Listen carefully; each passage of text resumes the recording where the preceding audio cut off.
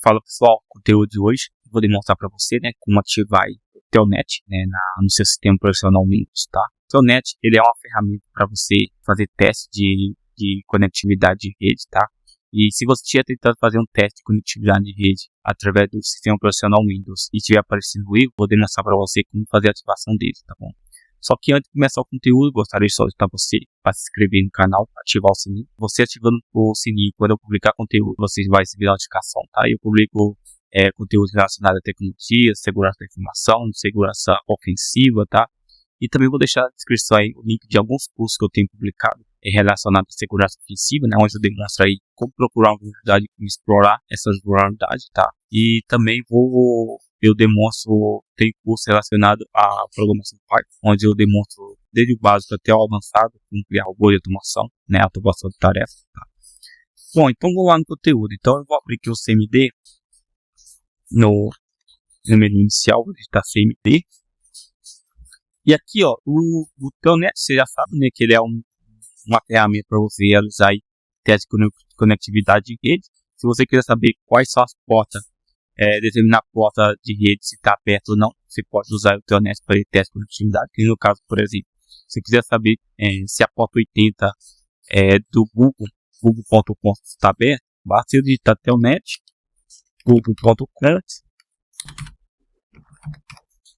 80, espaço 80, dá um Telnet.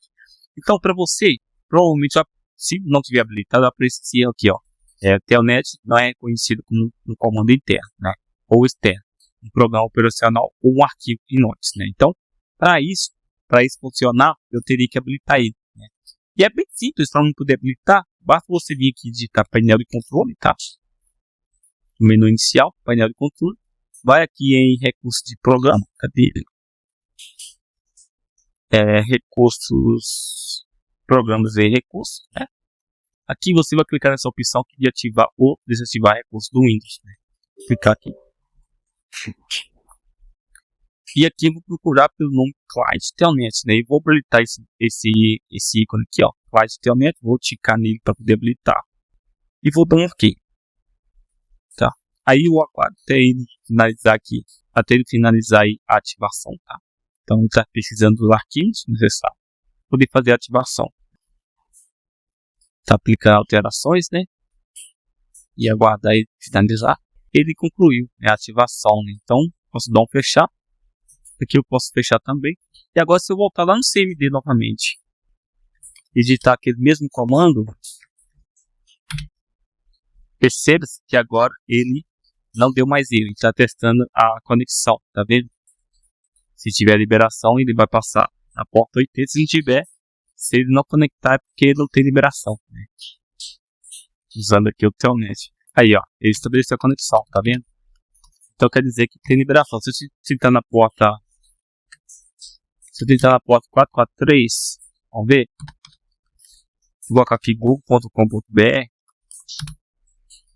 Vamos ver se ele estabelece a conexão. Estabeleceu a conexão. Bom, é isso. Se eu pegar um site que não tem liberação, se eu tentar aqui na porta 10, por exemplo, ele vai dar erro, né? Então, ele não vai fechar a conexão, se não tiver liberado, né? No próximo conteúdo eu vou demonstrar para você também como usar aí o Telnet para poder acessar o servidor remotamente, tá? Você consegue usar aí o Telnet para acessar tanto o Switch quanto o sistema operacional Linux, né? Que usa aí porta 22 ou porta 23. Você consegue usar ele para poder acessar usar o Telnet, tá? Então, ao invés de você usar o SSH, por exemplo, você consegue acessar um servidor remotamente via SSH usando o Telnet. Ao invés de você usar o Pure no Windows, você pode usar o Telnet, né? Aí ele faz na conexão, falhou, né? Bom, é isso. Espero que você tenha gostado. Se gostou, se inscreva no canal, ative o sininho e até a próxima.